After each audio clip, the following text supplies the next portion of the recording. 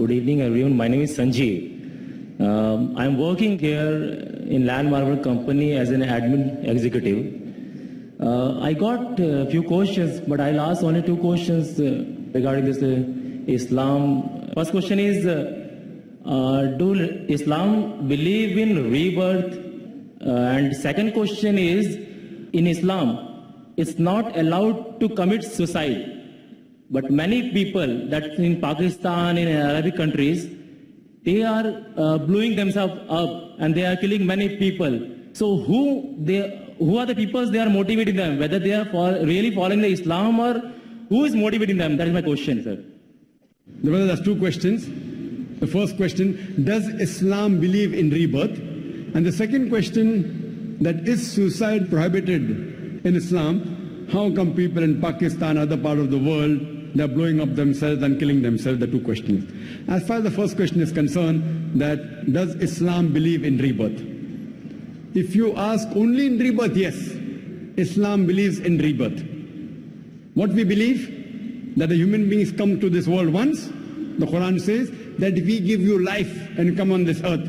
Then we cause you to die and then we resurrect you again in the next life.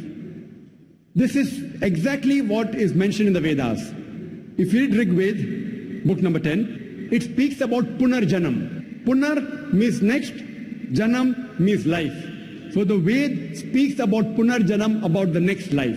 But unfortunately, most of the Hindus, they misunderstand the meaning of Punarjanam.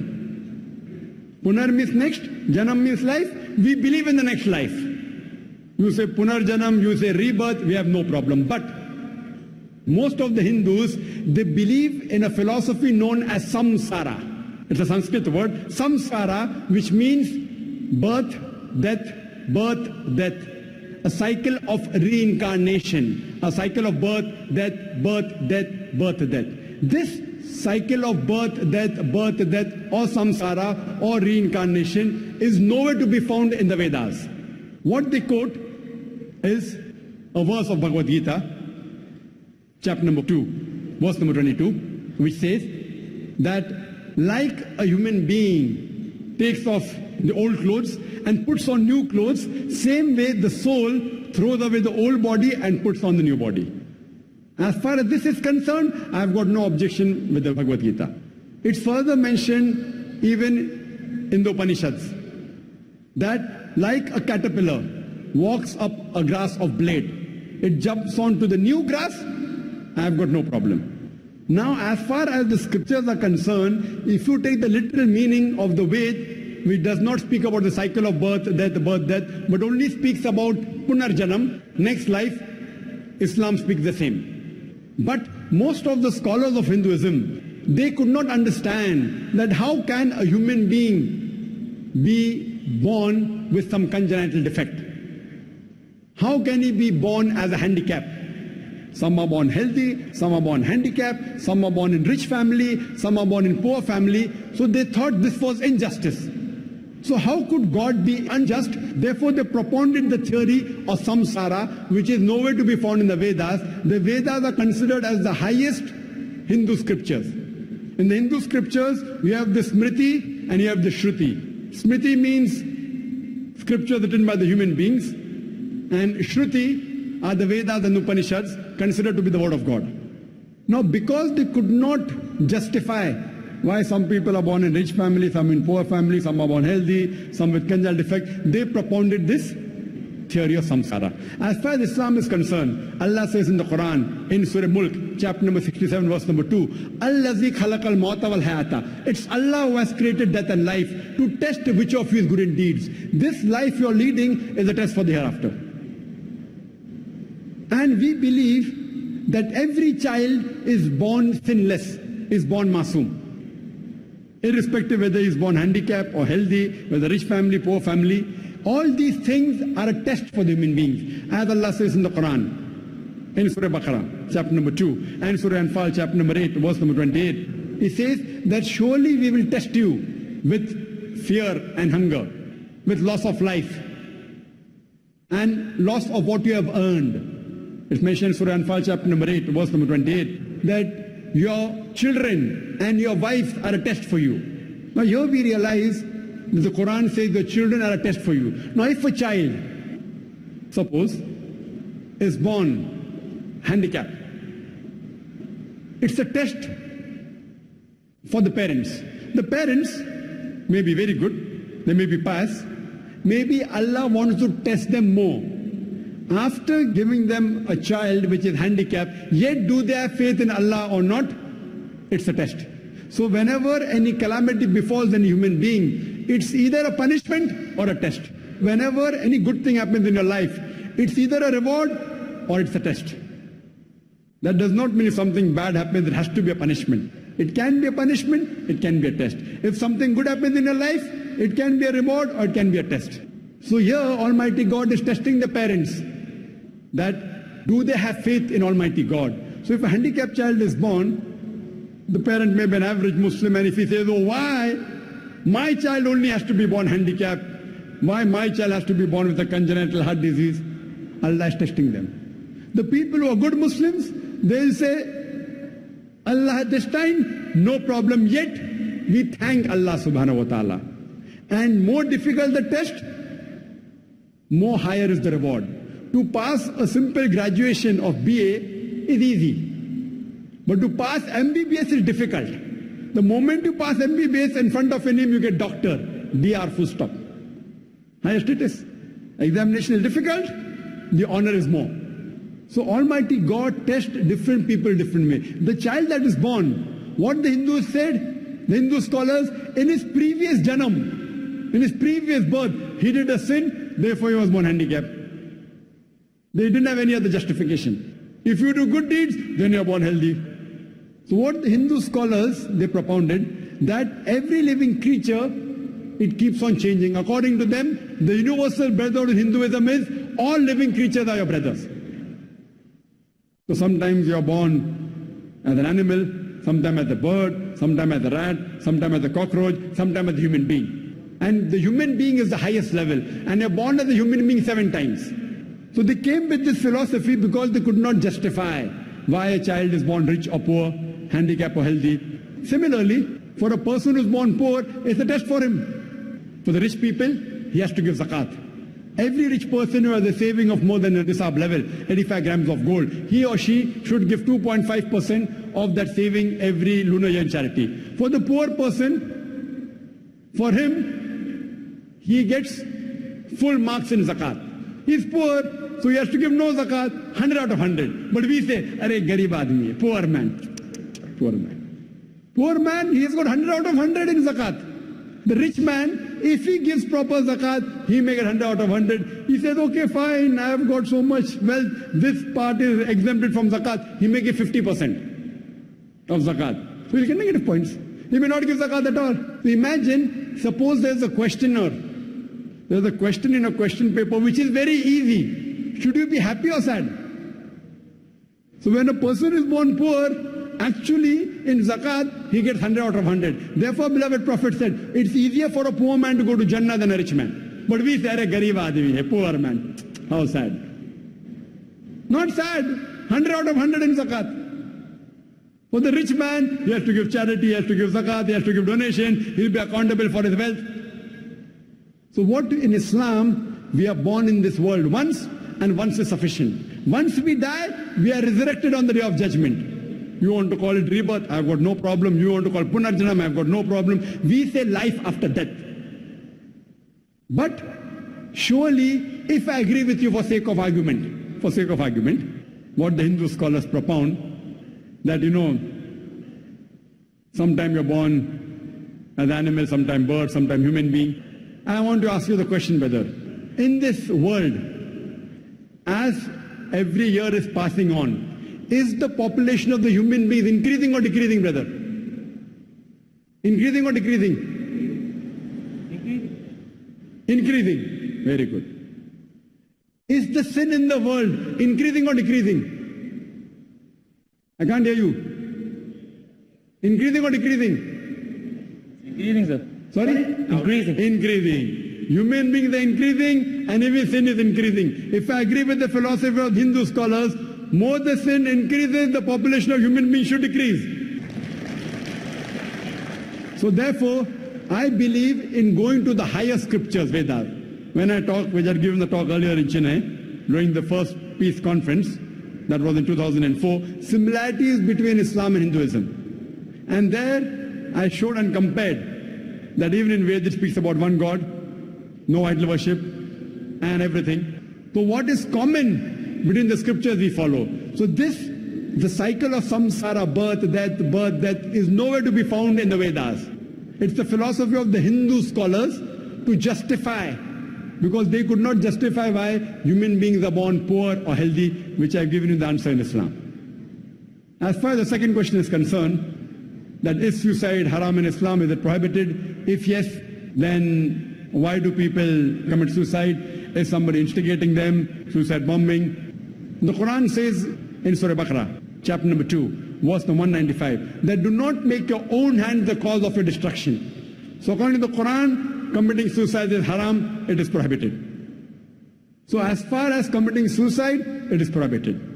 As far as killing any other innocent human being, the Quran says in Surah Ma'idah, chapter number 5, verse number 32, that if anyone kills any other human being, whether it be a Muslim or non-Muslim, unless it be for murder or for spreading corruption in the land, it is as though he has killed the whole of humanity. And if anyone saves a human being, it is as though he has saved the whole of humanity. So killing any innocent human being, whether it be a Muslim or non-Muslim, it is prohibited in Islam. So if anyone, whether he puts a bomb without killing himself or with killing himself, if he kills an innocent human being, it is prohibited. So as far as killing innocent human being is concerned, it is prohibited. If you use it as a strategy of war, you know, the Japanese used to do the suicide, you know.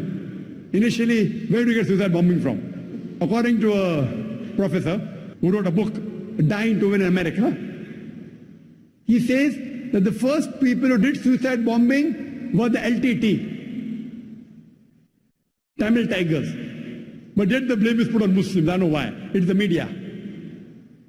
Have you ever heard of any Muslim doing suicide bombing? It was first the LTT and then the Americans. And maybe some of the Muslims, black sheep may have picked up. But who were the originators? But yet when suicide bombing comes, the terrorists are labeled as Muslims. In Chennai a few years back, I had also given a talk on terrorism.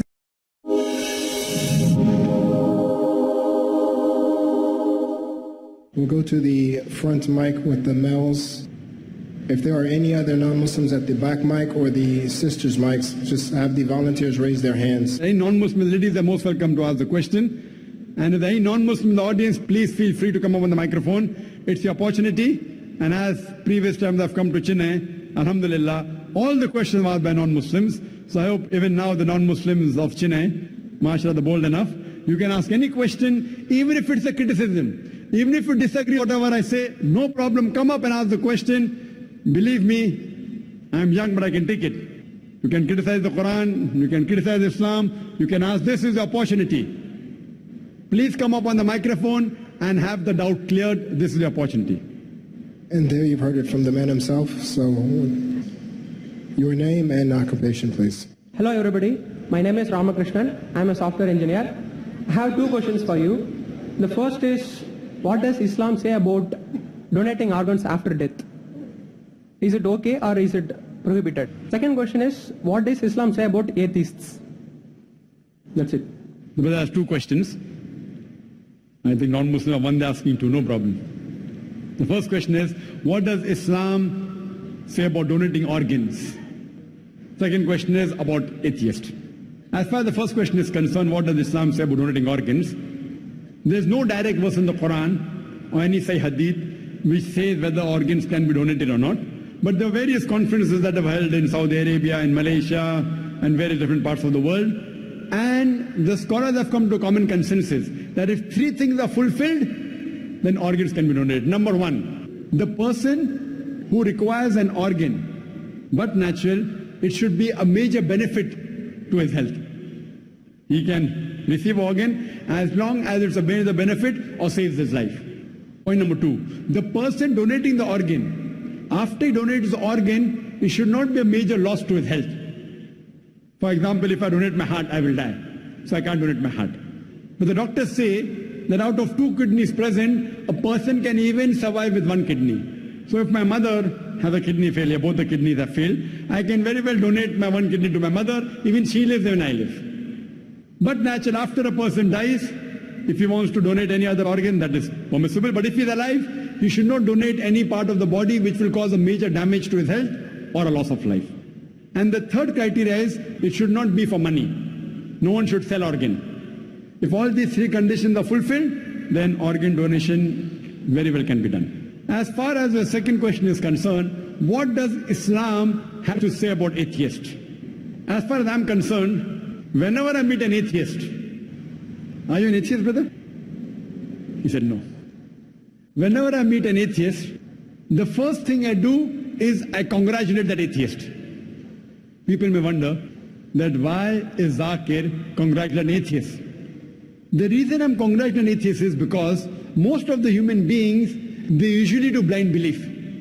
He is a Hindu because father is Hindu. He is a Christian, father is a Christian. Many Muslims are Muslim because father is a Muslim. Now this atheist, he is thinking. He may be coming from a religious background. His father may be pious.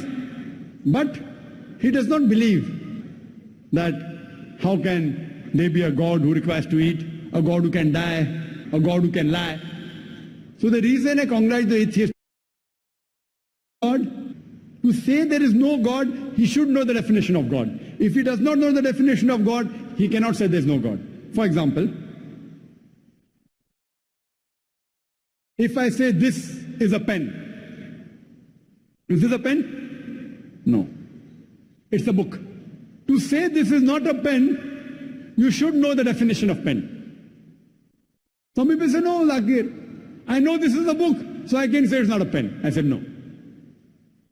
If you know the definition of pen, I will say, is this a kitab? You say, no, it is not a kitab, because there's no definition of kitab.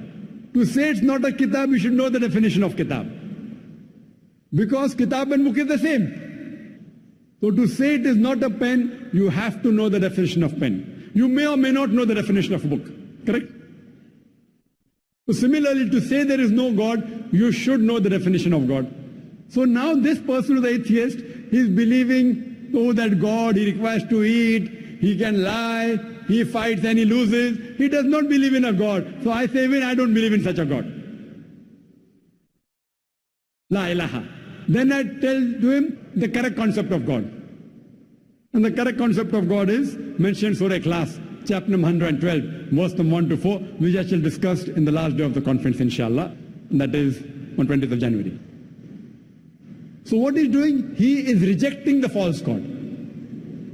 Then I ask the question to the atheist, that if suppose there is equipment which is brought in front of you, who no one in the world has ever seen, no one knows about it. And if I ask the question, that who will be the first person who will be able to tell you the mechanism of that equipment, the atheist will tell. The first person who will tell the mechanism of this equipment, who no one in the world has seen, it is the creator. Some may say the manufacturer. Some may say the inventor. Some may say the person who has made it, maker. He may say creator, maker, inventor, manufacturer. Whatever he says, it will be somewhat similar. Don't grapple with the words. What he says, accept it. Then ask him. Then repeat the lecture which I gave, which I don't intend repeating, that how did the universe come into existence? So he will tell about the Big Bang. Then I'll tell him that when did you come to know? He will tell you in 1973, yesterday in science, 30 years back, 40 years back. I will say, what you are talking about the Big Bang you came to know 30 years back is mentioned in the Quran 1400 years ago. Who could have mentioned it? He will say, maybe it's a fluke. Don't argue with him. Continue. What is the shape of the earth? He will tell you, previously people thought it's flat, now we know it's spherical. When did you come to know? He will tell you 1577, when Sir Francis Drake sailed around the earth. Then 300 years back, 400 years back, 450 years back. The Quran mentions 14 years ago. Who could have mentioned it? You will say, oh, maybe your Prophet Muhammad, peace be upon him, he was an intelligent man. Don't argue, continue. Light of the moon, is its own light or reflected light? He will tell you, previously we thought light of the moon was its own light. Recently we have come to know a couple of 100 years back, it's reflected light. It's mentioned in the Quran, Surah Furqan, chapter 25, verse 61. Light of the moon is reflected 14 years back. Who could have mentioned it? Now we'll pause. Don't wait for the answer. Continue. In school, I was taught that the sun was stationary. It did not rotate about its axis. You'll have, is that mentioned in the Quran? I said, no, that's what I learned in school. But the Quran says the sun and the moon rotate, which we have come to know recently. In school, 25 years back, I was told the sun did not rotate. The Quran says 14 years back that the sun rotates, which science has discovered today. Who could have mentioned that? There will be a pause. Don't wait for the reply. Continue. So all the scientific things I mentioned in my talk, after each scientific fact, ask him who could have mentioned it before. And finally, he will tell the creator, the manufacturer, the inventor, the maker, this creator, this manufacturer, this producer, this inventor, we in Islam call as Allah. That's the reason today science is not eliminating God, La ilaha, it is eliminating models of God, illallah. Therefore, Sir Francis Bacon, a very famous philosopher, he said that little knowledge of science makes you an atheist, in-depth knowledge of science makes you a believer in God. So, with this help of this lecture, Quran Modern Science, you can prove the existence of God scientifically. Hope that answers the question.